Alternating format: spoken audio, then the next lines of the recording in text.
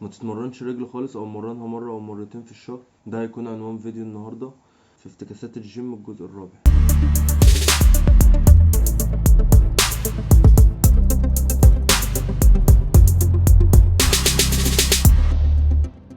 ليه ما ينفعش تسيب تمرين الرجل؟ خلينا عارفين ان عضلة الرجل هي اكبر عضلة في جسمك، وغير ان هي بتساعدك شكل جسمك متناسق، فهي كمان ليها فوائد تانية. تمرين الرجل بيساعد جسمك على التكيف والتطور لان معظم تمارينها مركبة. كمان خليك عارف ان صعب توصل لشكل جسم متناسق لو اهملت عضلة الرجل واشتغلت على الجزء الفوقاني بس. كمان في تمارين للرجل بتساعدك ان تزود ادائك في الجيم زي السكوات والديد ليفت والطعن. كمان بتقوي اوتار الركبة. كمان تمارين الرجل بتساعد على خلق مقاومة بتتنقل للقلب والجزء العلوي من الجسم، لانك بتستخدم جزء من عضلات جسمك العلوي اثناء تمارين الرجل في بعض التمارين زي السكوات.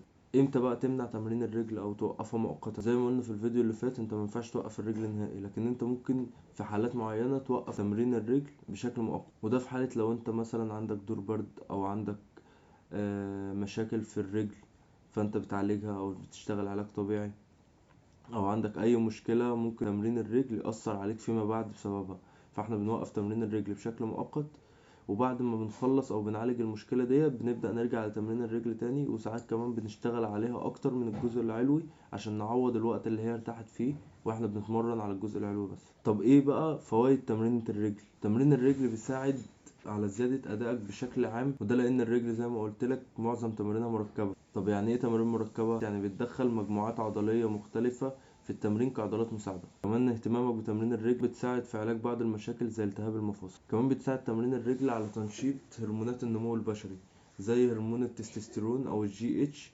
وكمان بتساعد ان انت جسمك يفرز الكورتيزول. طيب ايه بقى فوائد هرمون الكورتيزول لما بيتفرز في وقت تمرين الرجل؟ ليه فوائد كتير، زي مثلا ان هو بيساعد جسمك على الاستجابة للتوتر العضلي اللي بيحصل اثناء التمرين. كمان بيزود معدلات حرق الدهون. بيساعد كمان هرمون التست على تصليح بروتينات العضلات التالفة وبناء العضلات. هرمون الجي اتش بيساعد على نمو الجسم بشكل عام وتعزيز المناعة وتعزيز عملية التمثيل الغذائي. كمان بتساعد تمرين الرجل على تصليح الاختلالات العضلية وتوازن الجسم. ايه بقى فوائد تمرين الرجل؟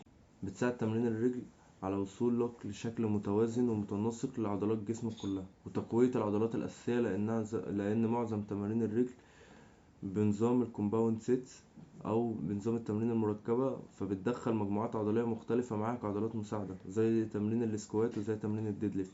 تمرين الرجل كمان بيزود عملية الحرق، يحسن لياقتك وبيقلل آلام المفاصل وتقوية العظام وتقليل آلام أسفل الظهر وتحسين نطاق حركة الجسم وتوازن ولياقة الجسم. ايه بقى اللي هيحصل لو احنا وقفنا تمرين الرجل؟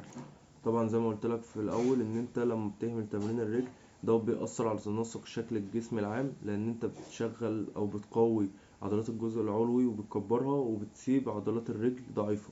كمان هتقلل نطاق الحركة لان مش هيكون في مرونة في المفاصل بتاعة الرجل ومفاصل الحوض. كمان لما بتهمل عضلة الرجل فترة طويلة ده بيعمل تقلص في الخلايا العضلية وتضخم في خلايا الدهون. كمان لما بتهمل تمرين الرجل فترة طويلة بتبتدي تلاحظ مع الوقت ان انت ادائك في الجيم بيقل بشكل تدريجي. وبكده اكون قلت لك كده يا شباب، نكون وصلنا لاخر الفيديو.